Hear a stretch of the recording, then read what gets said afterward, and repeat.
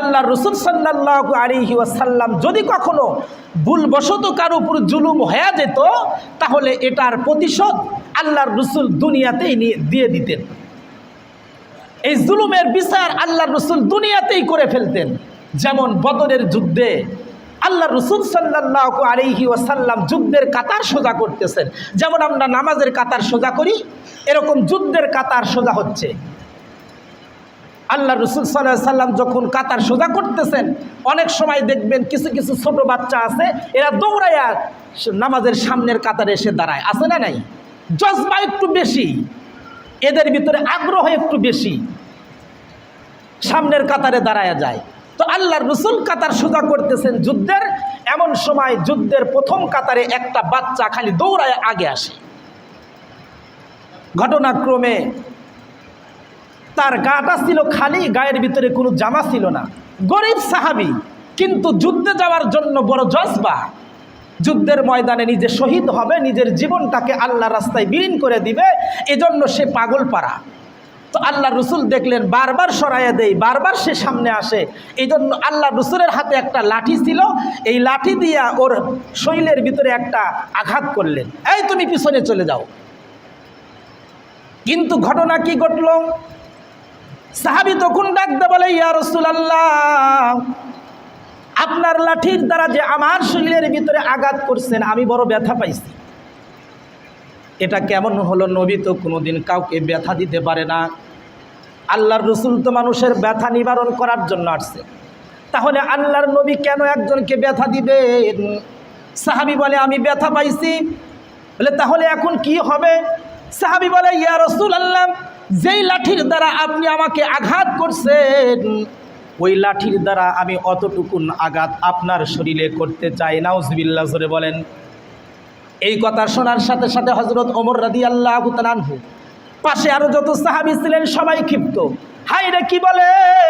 যেই নবীর শরীরের ভিতরে মশা আর মাছি পুরা হারাম, যেই নবীর শরীরের ভিতরে একটা মশা আর মাছি পর্যন্ত পড়ে না নবীর সম্মানে, সেই নবীর শরীরে নাকি এই আঘাত করবে বলে। কিন্তু সাহাবী তিনিও নালায়েক বলে, ইয়া রাসূলুল্লাহ, এই প্রতিশোধ যদি আপনি আমাকে নিতে না দেন, তাহলে কঠিন কিয়ামতের ময়দানে আমি আল্লাহর কাছে বলবো, নবী আমারে আঘাত করছে কিন্তু তার প্রতিশোধ নিতে দেয় নাই। নবী বলে, না না, এটা কখনো হয় না। সুতরাং তোমাকে যেই লাঠির দ্বারা তোমার শরীরে একটু ঘুতা মারছি, তুমি ব্যথা পাইছো, ওই পরিমাণ ব্যথা তুমি আমাকে দাও। সাহাবী বলে, ইয়া রাসূলুল্লাহ, এইভাবে তো হয় না। আপনি আমাকে ব্যথা দিচ্ছেন এমন অবস্থায় যেই সময় আমার শরীরের ভিতরে কোনো বস্ত্র ছিল না, আমি খালি গা ছিলাম, নিঙ্গা বদন। সুতরাং আপনার শরীর থেকে আপনার কাপড়টা খুলে ফেলেন, খালি শরীরে আমি আপনাকে লাঠির দ্বারা আঘাত করব। সাহাবীরা শুনে সবাই বিস্মিত, সবার চোখ দিয়া পানি বের হচ্ছে। হায় হায়, কি আচরণ নবীর সাথে করে! কিন্তু সাহাবী তো আশিকে রাসূল, সাহাবীরা তো কখনো আল্লাহর নবীকে কখনো কষ্ট দেয় নাই। আল্লাহর রসুল নিজের শরীর থেকে জামাটাকে খুলে ফেললেন। নিজের শরীর থেকে জামা খুলে যখন আল্লাহর রসুল বস্ত্রহীন হয়েছেন, তার গায়ের ভিতরে যখন কাপড় নাই, সাহাবী সাথে সাথে লাঠিটাকে ফেলে দিয়ে আল্লাহর রসুলকে জড়ায়া ধরছেন। আল্লাহু আকবার জোরে বলে। আল্লাহর রসুলকে জড়ায়া ধরে ডাকতে বলে, ওগো নবী, আপনার লাঠির দ্বারা আমার শরীরে আঘাত করছেন, তাই বলে কি আমি আপনার কাছ থেকে প্রতিশোধ নিব?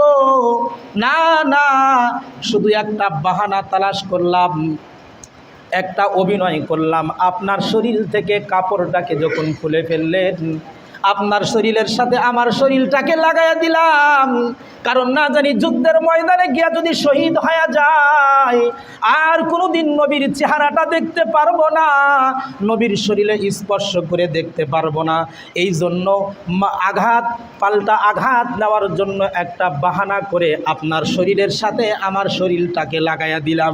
ওগো পয়গম্বর বলেন, আপনার শরীরের সাথে যার শরীরটা লেগে গেছে, সে কি কখনো জাহান্নামে পড়তে পারে? সুবহানাল্লাহ জোরে বলে। কিরকম চিন্তা! যুদ্ধের ময়দানে যাচ্ছেন শহীদ হওয়ার জন্য, কিন্তু ওই সময়ও কবরের চিন্তা। ওই সময় ও মৃত্যুর পরে তার কবরে আযাব হবে কি হবে না, জাহান্নামে যাবে না বেহেশতে যাবে, এই টেনশন তার মাথার ভিতরে কাজ করতেছে।